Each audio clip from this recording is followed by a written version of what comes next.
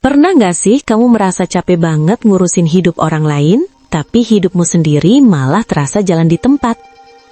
Aneh ya, kita sering sibuk mikirin penilaian orang, komentar mereka, ekspektasi mereka, sampai lupa bahwa satu-satunya hidup yang benar-benar bisa kita bentuk itu, ya hidup kita sendiri. Disinilah filosofi stoikisme terasa seperti tamparan lembut yang menyadarkan. Mungkin selama ini kita lelah bukan karena hidup berat, tapi karena fokus kita salah arah sejak awal.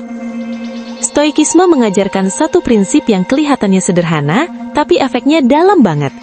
Bedakan mana yang bisa kamu kendalikan dan mana yang tidak.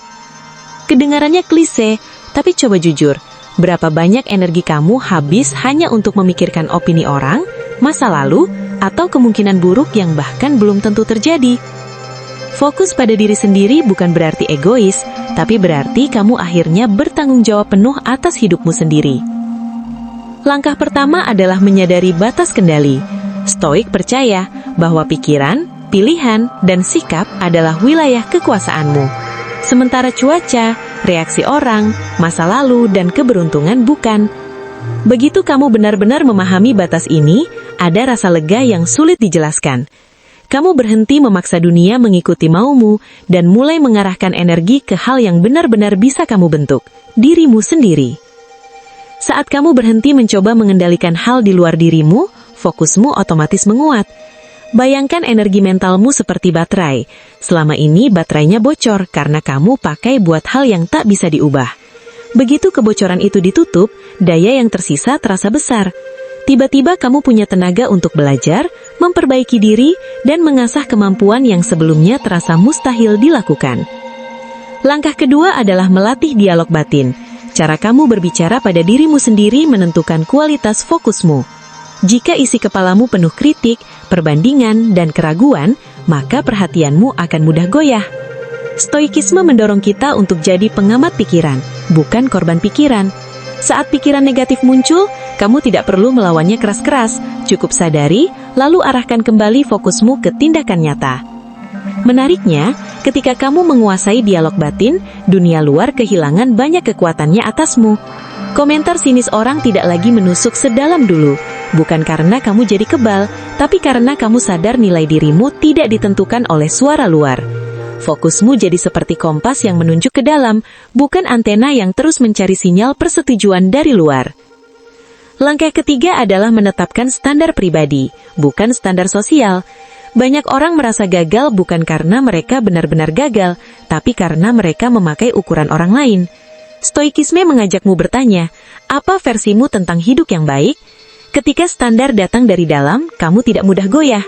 Kamu tahu apa yang sedang kamu bangun, dan kamu tahu kenapa kamu melakukannya. Standar pribadi membuat perjalananmu terasa lebih jujur. Kamu tidak lagi mengejar hal hanya karena terlihat keren di mata orang. Kamu memilih tujuan yang sesuai kemampuan dan nilai dirimu. Hasilnya bukan cuma fokus meningkat, tapi juga rasa damai yang stabil, karena kamu tidak lagi berlari dalam lomba yang sebenarnya tidak pernah kamu pilih untuk ikut. Langkah keempat adalah menerima kekurangan diri tanpa drama. Banyak orang sulit fokus karena terlalu sibuk menolak kenyataan tentang dirinya sendiri. Mereka ingin langsung hebat, langsung ahli, langsung diakui. Stoikisme justru mengajarkan sebaliknya.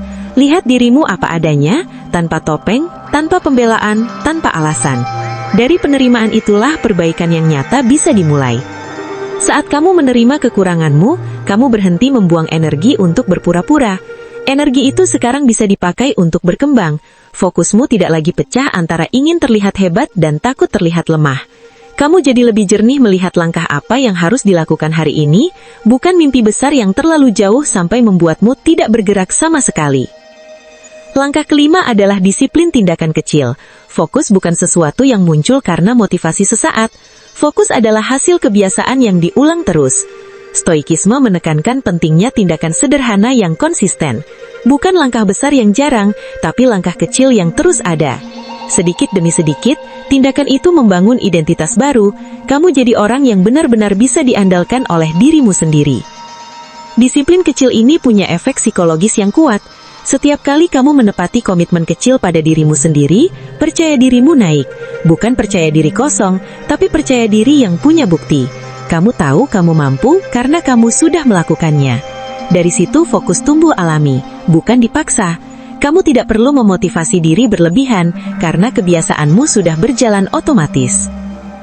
Fokus pada diri sendiri juga berarti berhenti membandingkan perjalananmu dengan orang lain. Perbandingan adalah racun halus yang menggeraboti konsentrasi. Saat kamu sibuk melihat jalur orang lain, kamu lupa memperhatikan jalanmu sendiri. Stoikisme mengingatkan bahwa setiap orang punya lintasan berbeda. Jadi membandingkan hanya membuatmu kehilangan arah tanpa benar-benar maju. Begitu kamu melepaskan kebiasaan membandingkan, pikiranmu terasa lebih sunyi. Kesunyian ini bukan kosong, tapi jernih. Dalam kejernihan itu, kamu bisa melihat dengan jelas apa yang harus diperbaiki, apa yang harus dipelajari, dan apa yang harus dilepaskan. Fokus lahir dari kejernihan, bukan dari tekanan. Dan kejernihan datang saat perhatianmu berhenti tersebar kemana-mana. Ada momen di mana hidup terasa lambat, seolah tidak ada kemajuan. Di titik itu banyak orang menyerah karena merasa usahanya sia-sia. Stoikisme mengajarkan untuk tidak menilai proses hanya dari hasil cepat. Fokus sejati berarti tetap melangkah bahkan saat hasil belum terlihat. Karena kamu tahu tugasmu adalah berusaha dengan baik, bukan memaksa hasil datang sesuai jadwalmu. Ketika kamu menghidupi prinsip ini, kesabaranmu meningkat. Kamu tidak lagi panik saat progres terasa kecil. Kamu memahami bahwa perubahan besar hampir selalu berasal dari konsistensi yang tidak terlihat. Orang lain mungkin hanya melihat hasil akhirnya, tapi kamu tahu fondasinya dibangun dari hari-hari biasa yang dijalani dengan fokus dan kesadaran penuh. Fokus pada diri sendiri juga membuatmu lebih tahan terhadap gangguan emosional. Kritik, penolakan, atau kegagalan tidak langsung menggoyahkanmu. Kamu tetap merasakan emosi itu, tapi kamu tidak tenggelam di dalamnya. Stoikisme bukan tentang mematikan perasaan, melainkan tentang menjaga agar perasaan tidak mengambil kemudi hidupmu. Saat emosimu tidak lagi memimpin, keputusanmu jadi lebih tajam. Kamu bertindak berdasarkan nilai, bukan reaksi sesaat. Inilah bentuk kebebasan yang jarang disadari orang, kebebasan dari impuls sendiri.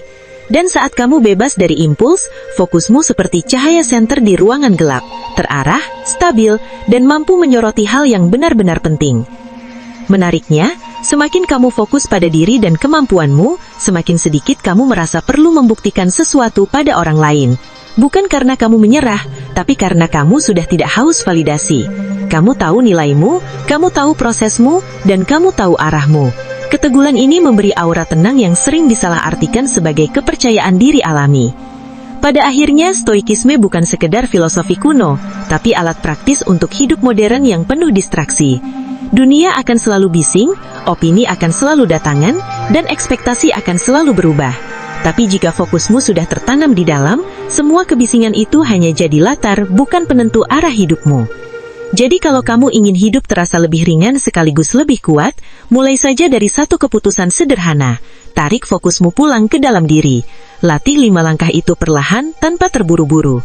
Karena saat kamu benar-benar mengenal dirimu, menguasai pikiranmu, dan membangun kemampuanmu sendiri, kamu tidak cuma bertahan dalam hidup, kamu memimpin hidupmu sendiri.